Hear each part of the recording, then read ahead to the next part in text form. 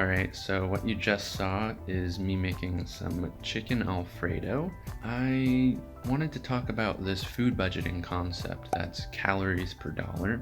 And the way that I look at it is it's a bit more accurate of a measurement of how cheap or expensive something might be as opposed to price. You know, I have some of my friends, they're like, oh, it's only a couple bucks, or it's only this much, so it's cheap.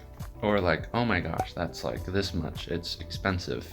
But really, the price itself, in my opinion, is just as much a factor as the calories that are in each item that determine how expensive something is. I also want to clarify, I'm not just trying to say like, oh, you should drink vegetable oil or just eat rice or something, although those do have really high amounts of calories per dollar that you spend on it. The calories per dollar concept is more so a tool that I use to keep eating tasty and hopefully nutritious meals, but also while staying within a budget. So if you're like me and you want to go really strict with your food budget itself, here's basically what I want to do.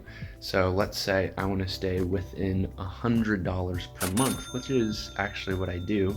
What I would do is determine, okay, calories per month and money per month. So I would like to only spend $100 per month. And so what you would have to determine, okay, well, how many calories generally should I try to purchase with that $100?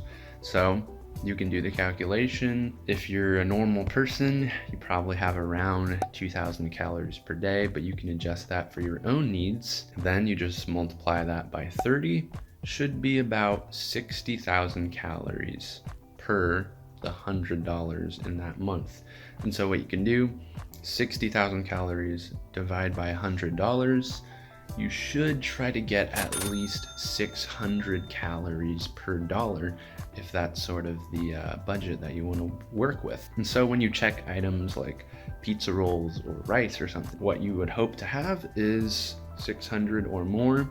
Me personally, I generally eat a little bit more, maybe 2,500 to 3,000. I try to stay somewhere in the 8 to 900 range, but also just keep in mind it is sort of like a tool. It's not like a strict thing that you have to follow, but it's definitely gives you a lot more awareness.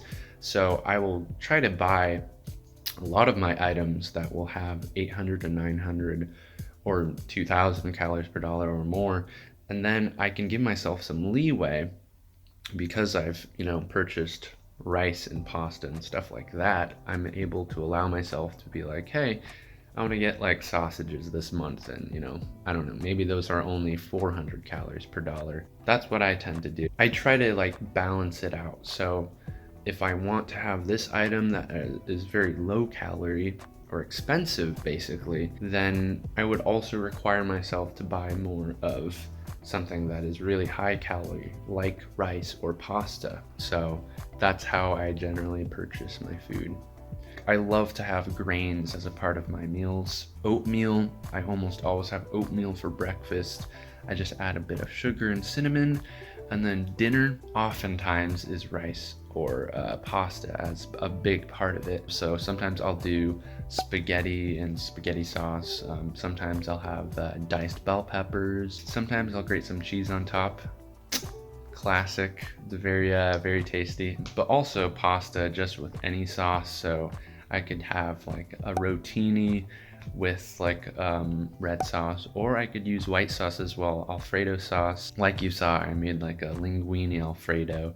Also chicken Alfredo, that's like a classic meal, so I like having that as well. Another one I've been doing quite a bit recently is I'll have rice, some sort of protein, so I've been doing chicken and pork, onions, broccoli, sometimes bell peppers in there, and I'll add some teriyaki sauce. So for teriyaki sauce, you can either make it yourself, but I just thought it was way easier to just get the sauce. I got like this $2.50 amount for this Panda Express teriyaki sauce bottle. It just added so much flavor to my meals, made it really tasty. And I do like to keep it a decent balance between grains, vegetables, and my protein. I haven't made this one in a while, but I also like to do fried rice. Since it's a lot of rice in there, it'll definitely make that meal pretty cheap. Also, I haven't done this one in a little while, but I used to have this meal that I would do ramen and add peanut sauce and a soft boiled egg, and it was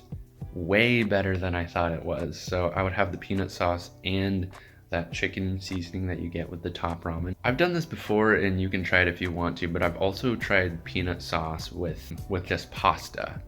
And at least I think it's pretty good. Take it for what you will. You can try some of these meals out if you want. You know, I haven't really mastered my whole system yet. Still some people I like to follow as far as food prep and just making tasty meals in general. I've come to really like cooking my own food because it saves me a lot of money, but also just the fresh meal and also just the pride in making it. I definitely follow some cooking people on YouTube, and you guys should probably do the same.